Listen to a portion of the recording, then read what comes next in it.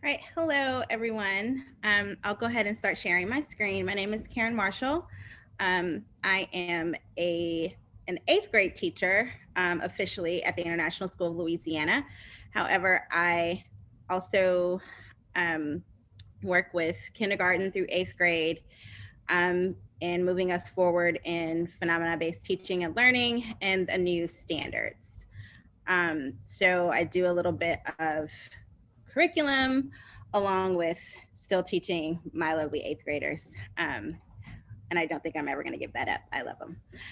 So through this presentation, just a little background. Basically, I just want to give a quick talk about our vision and how we're using project-based learning and gathering data, and of course, GLOBE, to grow students from kindergarten all the way to eighth grade, so that when they enter into high school, gathering data and using that data is more familiar. And it's not something that we're trying to teach when they're in high school. It's something that they're familiar with, and we can actually take that data even further is the goal. So basically, the way I see project-based learning and then the new standards is it's our time, right? It's finally time for science and inquiry to take the Head Start role and no longer be, oh, that science and social studies class. Like our class matters, and students being able to process information and process numbers and make sense of numbers and pictures is super important as far as moving them forward in their ability to think for themselves, evaluate, make conscious decisions, not based on their wants or what they think they want or need, but actually based on numbers and data. And we all know, especially right now, that is super important to be able to do as an individual for reasons that are life altering. So basically, again, we're looking forward to making data collection a constant. As you can see in the photograph, we work with several community partners, University of New Orleans being one of those community partners. They are guiding us. One of the community partners guiding us in the GLOBE program. They help train our teachers to be able to use the cell phone apps and enter in information and have students actually enter in information. So we want to basically go from the point where students are gathering and entering information to where they're doing that and adding to it. And so those are the goals moving forward. So we start off with kindergarten through second grade. They are our naturally nosy group, right? Kindergartners are naturally inquisitive. This is where they live in the land of what, how, when, where, right? And so we want to capitalize on that. Like it's something that they do naturally, and usually in a classroom setting, it gets shut down. Like when you're in the middle, when they're usually in the middle of a math lesson or an ELA lesson, a student, will ask this off the top question, and that question will get shut down. Well, what we do is no question gets shut down. All the questions go on our question board, right? And then we group them and we organize them so that we can figure out ways that we can answer those questions. Your teacher is your guide. So especially in K2, we're trying to step away from a lot of the rote memory and having the teacher be the guide. And so you already have in the back of your mind the activities and the data that you're going to gather. So you already know that as the teacher, your main goal is to get the students to ask the right questions so that the data that you're gathering will answer those questions. So we start off, these are actually kindergartners. I tried to kind of buzz their faces a little bit. We start off in kindergarten looking at forces in motion. That moves them forward to looking at how some of those same principles actually change Louisiana. Like, how do they change our land? How do they change the way the water flows? And so here what you see is kindergartners for the first time in a long time with clipboards gathering data, looking at what happens when they basically throw that ball into those sticks and what happens to them as you throw them at different rates and speed. And it's something super, super simple, but it allows them to make this super simple chart. And I could show you, but it's not coming up. The actual what's on their clipboard is an actual really simple chart where they can either write in a number or draw a picture. And so what's important there is that they're doing both. They're writing, gathering data numerically, quantitatively, and qualitatively during the activity. They don't know that vocabulary yet. All they know is they knock down this many sticks. Either they put the number there or they draw how many sticks they knock down. Please stop me if I'm moving too fast or you have any questions. So again, we're providing the space for the students to understand that data is not just something that we gather and then it ends. We gather that data and we use it. Like we use it to drive our questioning and drive our decision making. So when they get to third grade, they've had, you know, lots of experience with gathering data in the classroom. We're still working on certain field experiences for K2. You've got to think that through really well, because again, our goal is for students to go out into the field and actually get something out of it. And so we've tried different things, and me being a middle school teacher, I lean heavily on the lower school teachers to give me feedback and let me know what's working and what's not in the field. And so as of right now, we're rethinking our K2 field experiences. For third grade, they are actually doing a little bit more as far as the field experiences. We've actually partnered with, and I haven't put it on this slide, I'm sorry, we've partnered with Teaching Responsible Earth Education, or TREE, because we realized that third grade was also a little tender at field experiences. If you don't have enough adult hands for third graders, it's really, really hard to get them in the field and actually get something from that process. So what we have is the TREE teachers and facilitators actually come into the school, and we do a lot of data gathering and observations around the school campus with those extra hands from the staff at TREE. And so basically they, in third grade, they start learning, you know, about the soil. We just take soil samples from around the school building, and they look at the soil through a microscope, and they use the Globe Elementary soil activities in the elementary section of Globe to look at the details of the soil and think about how what the soil around the school is. And then we think about that. We tell them the story of Louisiana cypress trees and how, you know, we're trying to bring those back and what type of soil they need to grow in. And that's how we move that lesson forward. So they're gathering this data about the soil so they can learn what kind of soil in our schoolyard has to look like, feel like, smell like, what the soil needs to be like in order for these cypress trees to grow, because that's coming up. They also look at different areas around the school and cloud cover. They use the Globe app for that as well, because again, they're looking for, we already know where we're going to put it, but they're they're looking for the perfect place to put our cypress nursery. So now they're in fourth grade and they're ready for some field experiences. So the fourth graders are the first group that are actually taken out into surf. They're still allowed, so they're familiar now with cloud type and cover. So we take them out there, we give them their iPads or let them use the phones and let them go ahead and do cloud cover. Then we teach them temperature, transparency, and velocity. And basically, we're showing them how to gather data about these individual things and show them how they affect what's able to grow in our area. So we also show them a map. We show them where we are. We show them where the water is coming from and where it's going. We talk about salinity, but they don't, not at this age or grade level. They're not recording salinity yet. We want to keep it right now at temperature, transparency, and velocity. And so they gather that data, they hold on to that data and they use that data next year when they're thinking about actually planting their cypress trees.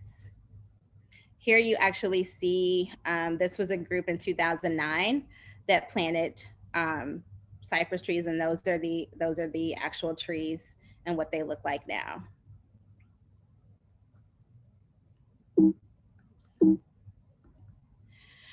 So our fifth graders, now fifth grade is kind of a transition year. If you know fifth graders, it's kind of a year where you're getting ready for middle school. And so we kind of pull back just a little bit with fifth grade. What we do is we allow fifth grade to work with fourth grade, caring for the nursery that we've put out in the yard, the new cypress trees.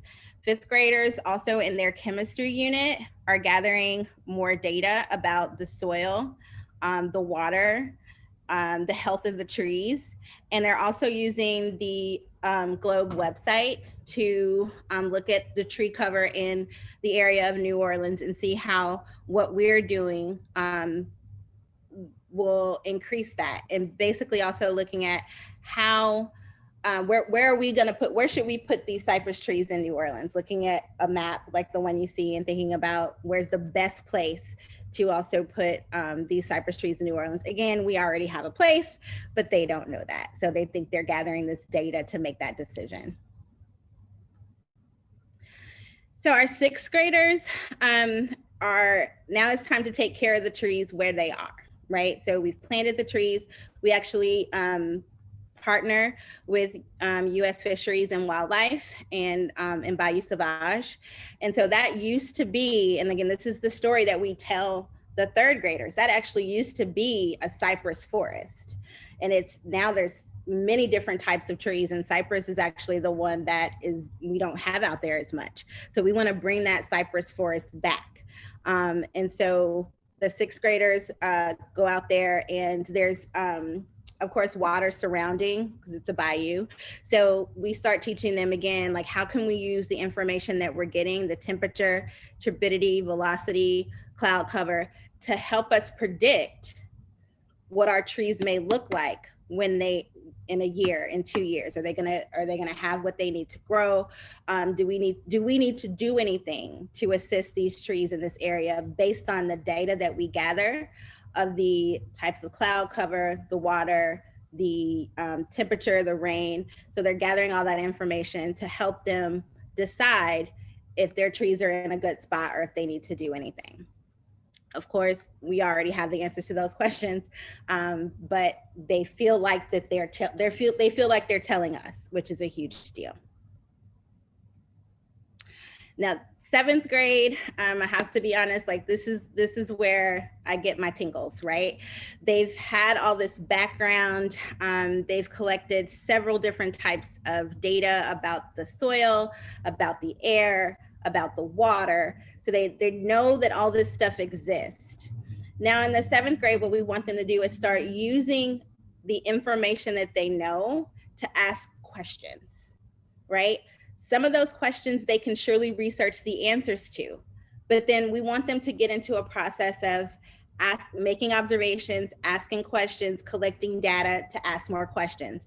And then eventually what happens is they get to this question, then now they get to investigate on their own, right? So now they're going back to the Globe website, hopefully. And so we hope they're going back to the Globe website and they are looking at data that they may have put in years ago, or they're looking at data that other schools in other areas may have put in, so that they can use that information in order to help them solve a problem or answer a question that they came up with themselves. So it's their own individual investigation. Now, what's happening right now with our 7th and 8th graders, they're still doing this, but let me tell you, it's entirely different, the time it takes to walk them through collecting or learning how to collect the data versus them having been done it since kindergarten.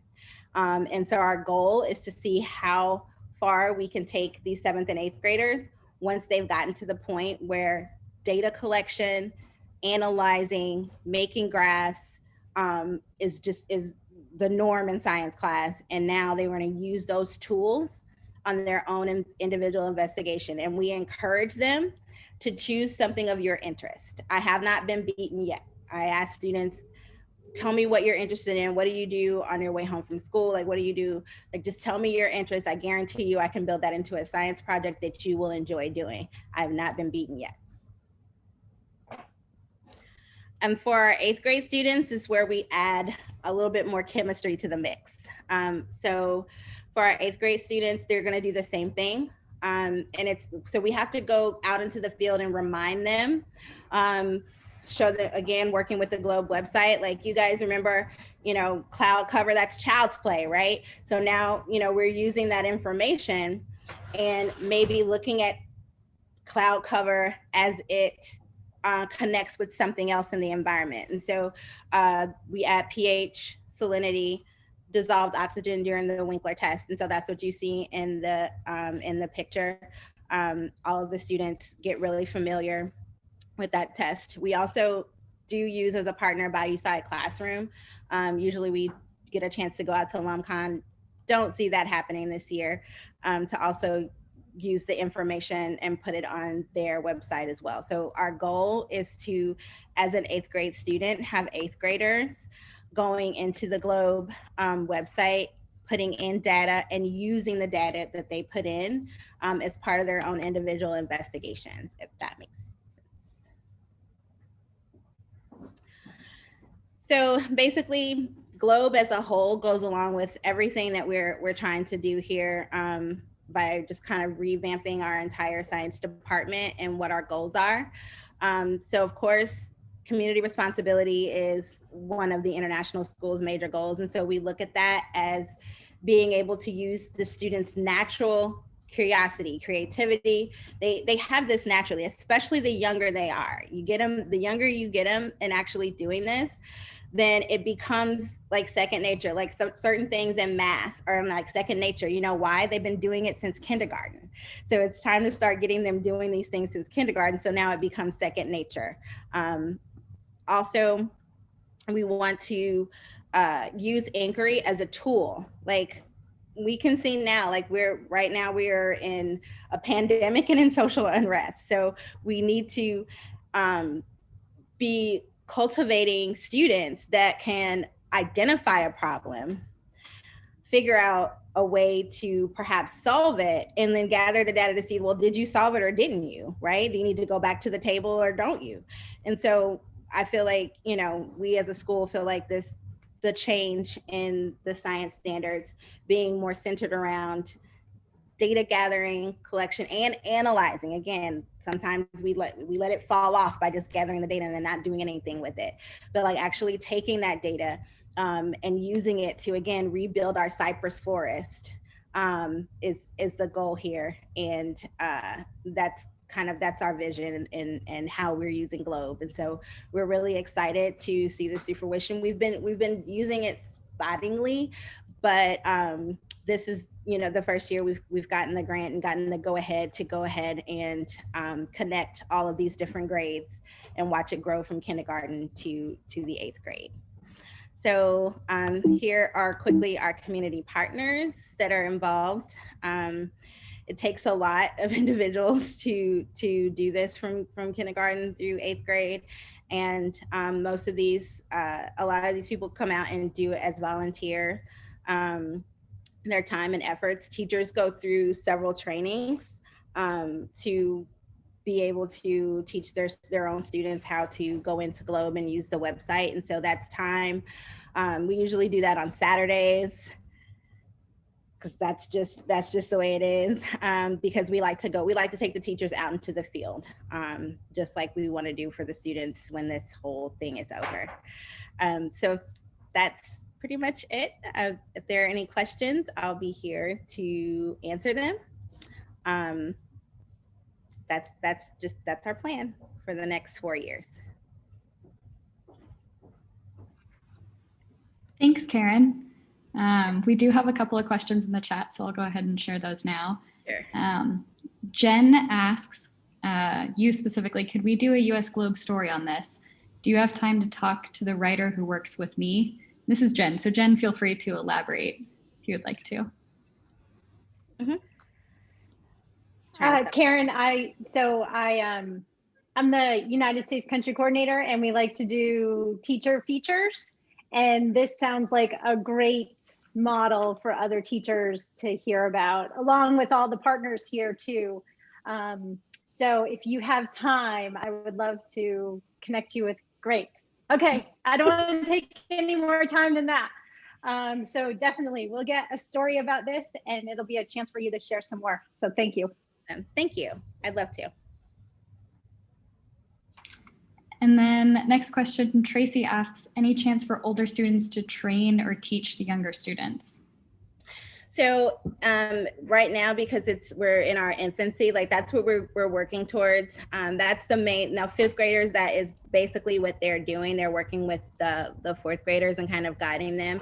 Eventually, we do want to get the middle school students having a more active role in what they're doing with the lower school students. The key to that, and what's really cool, and I've been able to do it a few times, we're of course an international school, and so we are able to link up middle school students in French and Spanish with lower school students, and have them basically communicating with the lower school students in their target language. So talking science in their target language is super important, because everything, and I forgot to mention that, everything that I've written for kindergarten through fifth grade actually gets translated into French and Spanish and gets taught in the target language.